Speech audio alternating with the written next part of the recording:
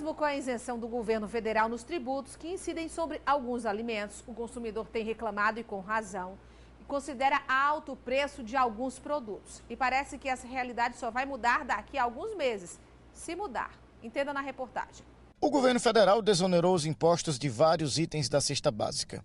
O receio do crescimento do dragão da inflação e a alta de preços constante nos alimentos forçaram a presidente Dilma Rousseff a tomar essa decisão. Para este economista, uma decisão paliativa que cria um mecanismo artificial, ou seja, não resolve de fato a questão. Melhor seria a reforma tributária.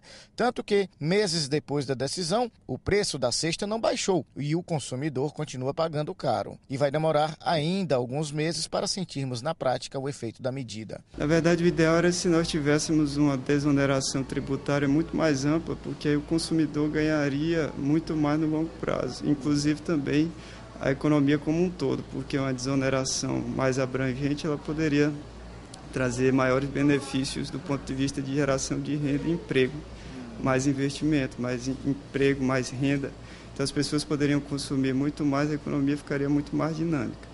Agora, quando você tem uma desoneração pontual desse tipo, o objetivo básico do governo é reduzir o índice de inflação.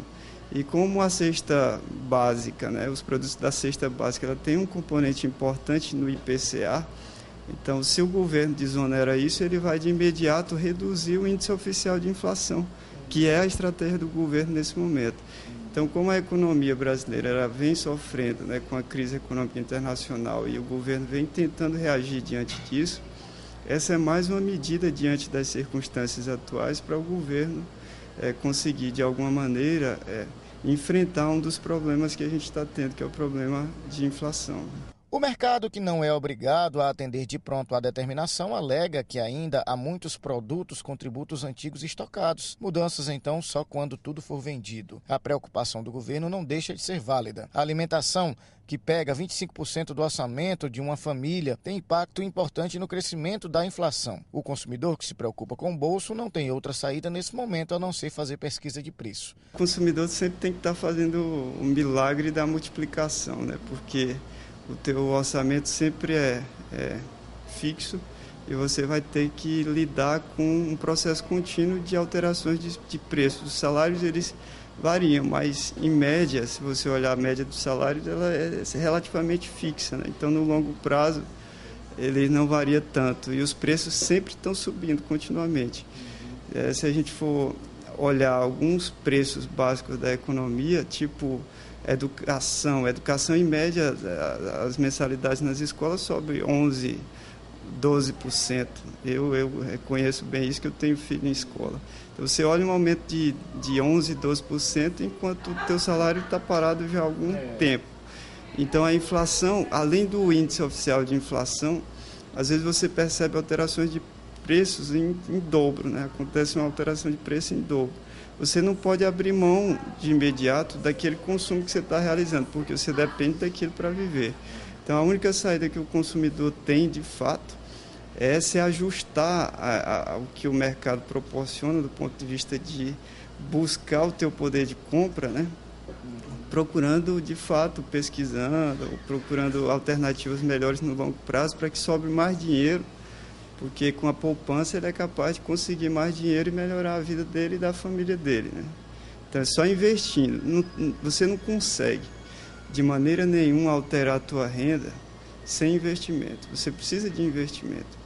Por quê? Porque você não pode dar calote no mercado. Se você der calote, você inviabiliza a tua vida. Então, se eu deixo de pagar a escola, deixo de comprar alimentação, como é que você vai viver? Então, você não pode dar esse calote de imediato. Isso acontece, mas na média o mercado não funciona assim. Então, se você dá um calote no sistema, você termina inviabilizando a tua vida econômica. Para isso é importante o quê? Que se você se planeja no longo prazo, no sentido de sempre tirar um pouco da tua renda, reservar para acumular e aplicar em coisas que não aumentem teus gastos, mas aumente a tua renda, aí tu vai tendo uma tranquilidade financeira no longo prazo. Isso é um processo, e depende de educação financeira, depende de você estar pesquisando, depende de você conhecer as suas finanças, Você não pode agir sempre por emoção, porque o mercado ele é preparado para te atacar. Então, você está preparado para se defender? Em geral, a gente não estuda isso. Eu acho que por isso que até que eu defendo que a economia ela devia vir lá da educação básica, para a gente ir criando uma cultura cada vez mais racional nas decisões econômicas, porque isso traz melhoria de vida no longo prazo. Inclusive, compreender melhor as decisões do governo, cobrar melhor, né, exigir mais para que a gente tenha um investimento público com maior qualidade e eficiência. Por conta da nova lei, muitas famílias estão demitindo as domésticas e transformando suas ex-funcionárias em diaristas, o que é ilegal. Quem está lucrando com a novidade mesmo são lavanderias, restaurantes e franquias de limpeza. As domésticas foram colocadas no mesmo patamar do trabalhador comum, com os mesmos direitos, como carteira assinada, FGTS, seguro-desemprego, auxílio creche, jornada de 8 horas e por aí vai. A nova lei assustou uma classe média ainda endividada. E logo na primeira semana de existência, 1 milhão de domésticas foram demitidas em todo o país. A maior parte se transformou em diaristas, o que, segundo este advogado, é ilegal. A alteração da condição de doméstico para a condição de diarista é algo que, aos olhos da lei, não é bem visto. Na verdade, se você já tem um doméstico na condição de empregado doméstico, essa transmudação de doméstico para diarista é algo que fatalmente deve ser abolido e certamente será abolido na esfera do judiciário. Segundo o advogado, não há jurisdição definida para o trabalho das diaristas. Mas pelo sim, pelo não, é bom que não ultrapasse 2 dias por semana. O fato é que a novidade mexeu com a sociedade. Empresas que antes estavam por baixo, agora surgem como alternativa. A lei das domésticas está movimentando toda uma cadeia produtiva. Nas lavanderias, por exemplo, a procura dobrou nas últimas 2 semanas. É o que aconteceu nessa lavanderia da Zona Leste de Teresina. Tanto que hoje a empresa está precisando de novos funcionários. A gente está à procura de uma funcionária, de uma passadeira que tem experiência. E o que mais chama a atenção é que quem procurou vocês? As diaristas. Essas 2 últimas semanas, inclusive, procurou bastante. Perspectiva de crescimento também no ramo de marmitas. Mas a expectativa grande mesmo existe nessa franquia, que ainda não abriu, mas já registra intensa procura. Aqui, 2 profissionais são destacadas para limpar empresas e casas com produtos próprios da franquia. O custo ao consumidor é cobrado por 1 hora. E os clientes já se multiplicam. Em média, 10 pessoas procuram por semana, já tem tendo uma alta procura aqui. Já fizeram orçamento, já pediram? Já, semana retrasada já fizemos muito orçamento, inclusive ontem também fizemos outro orçamento. E é isso, a procura está sendo muito grande aqui em Teresina. A falta de reconhecimento do profissional de biomedicina pelo município de Teresina tem gerado muitos prejuízos para a categoria. Depois que o Tribunal Regional de Biomedicina questionou o número de vagas oferecidas para a área no concurso do Hospital Universitário, o pedido de reconhecimento da profissão chega à Câmara Municipal. Rodrigo Mendes é biomédico e participou do concurso do HU Hospital Universitário no último domingo e disputa 2 vagas oferecidas para a sua categoria profissional.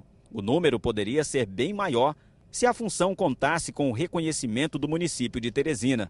O Conselho Regional de Biomedicina, inclusive, ingressou na Justiça questionando o número de vagas oferecidas pelo concurso, mas o pedido foi negado como improcedente. Para a Justiça, o sindicato, atualmente inexistente, é quem teria que ter entrado com a reclamação e não o Conselho. O Conselho entrou com essa ação porque no edital do HU tem uma frase que diz ao farmacêutico análise clínica que o requisito para ele ser contratado é que ele seja habilitado em análise clínica. Só que, de acordo com a lei federal, o único profissional que é habilitado em análise clínica e é reconhecido pelo MEC é a biomedicina. Esse contratempo está acontecendo no município devido ao fato de ainda não existir uma lei municipal que inclua o profissional biomédico no quadro de profissionais da saúde disponível pelo município. A profissão de biomédico é reconhecida por lei federal há 34 anos, que criou o Conselho Federal e conselhos regionais. Outra lei federal, também existente há 34 anos, dispõe sobre o exercício análise clínico-laboratorial. Para Rodrigo, o reconhecimento da profissão é imprescindível. Por esse motivo, O projeto foi levado à Comissão de Saúde da Câmara Municipal, que deve pedir ao Executivo a valorização da profissão de biomédico. Eles, assim como nós, são profissionais que estão buscando seu espaço, querem poder atuar e durante muito tempo foram sobrecarregados com essa atuação profissional que pode também ser feita por nós biomédicos. Afinal, quem está dizendo é o MEC, que reconhece a nossa profissão. Primeiro, ele vê a necessidade dos profissionais, que é real, porque a nível nacional já é reconhecida a profissão, ela já existe de fato e de direito. O que é necessário é o município inserir nos serviços públicos de saúde o profissional da biomedicina. E existe essa necessidade.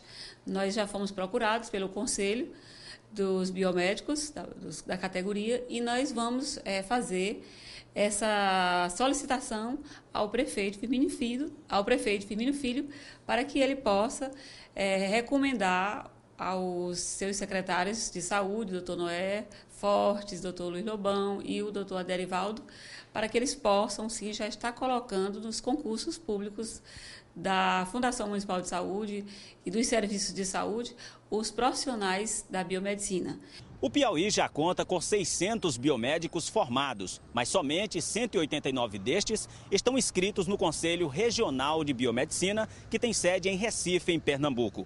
Com a discussão chegando à Câmara Municipal, a expectativa é que o reconhecimento pelo município aconteça o quanto antes. Você vai ver na reportagem a seguir orientações sobre a declaração de imposto de renda, que termina no próximo dia 30. Quem teve rendimentos acima de R$ 24.556,65 em 2012 é obrigado a declarar o imposto de renda. No Piauí, a Receita prevê o recebimento de 180 mil declarações. Ano passado, 8% dos contribuintes caíram na malha fina. 5 mil foram notificados para dar explicações à Receita Federal. Os demais corrigiram as inconsistências e estão quites com o leão. O principal imposto do país acompanha mais rápido do que a legislação as mudanças da sociedade. Prova disso é que existem regras para casais que se separam e pagam pensões alimentícias para os ex-cônjuges ou para os filhos. Além disso, os casais de uniões homoafetiva também podem incluir os companheiros nas declarações anuais de imposto de renda. A Receita Federal admitiu a possibilidade de se colocar o companheiro homoafetivo como dedução na declaração, as suas despesas com instrução, despesas com saúde, como também a união estável já havia essa garantia anteriormente. A pensão alimentícia ela é tributada por quem recebe e é dedutível por quem paga a pensão. A capacidade tributária ela é independente da capacidade civil. Nesse sentido, mesmo um bebê, se ele é beneficiário de uma pensão alimentícia, ele deve fazer a declaração. Evidentemente que ela será confeccionada por quem tem a guarda, normalmente um dos pais. Claro que também esse pai pode avaliar a possibilidade de colocar esse filho como dependente na sua declaração, se ele tiver a guarda desse filho. O prazo para a entrega da declaração começa na próxima sexta-feira, dia 1º, mas o superintendente da Receita explica que os contribuintes já podem obter o programa no site da Receita Federal. E antecipar a preparação é sempre um bom negócio. A principal orientação nesse momento é exatamente o contribuinte baixar o programa, que já está disponível na internet, para confeccionar o mais rápido possível a sua declaração, fundamentada, baseada numa documentação idônea. E assim o contribuinte, estando com essa declaração pronta nas primeiras horas do dia 1º de março, poderá transmiti-la com segurança pelo site da Receita Federal e assim está na fila, nas primeiras posições da fila para o recebimento de eventual restituição. Nós chegamos ao final de mais uma edição do Gente Negócios e agradecendo a sua companhia e a sua audiência. Lembrando que nós estamos sempre aqui no mesmo horário, às segundas-feiras, com reprise aos domingos, ao 12h45. Uma ótima noite, uma excelente semana para você. Sempre aqui na Rede Meio Norte. Digital para você.